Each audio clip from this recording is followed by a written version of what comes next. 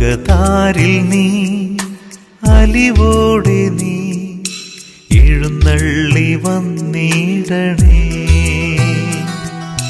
തിരുമാംസവും തിരുരക്തവും ഉൾക്കൊള്ളുമീ നിമിഷം കൈകൂപ്പി ഞാൻ നിൽക്കുന്നിതാ.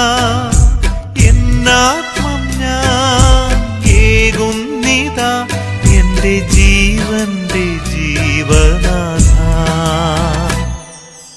അകതാരിൽ നീ അലിവോടെ നീ എഴുന്നള്ളി വന്നിടണേ.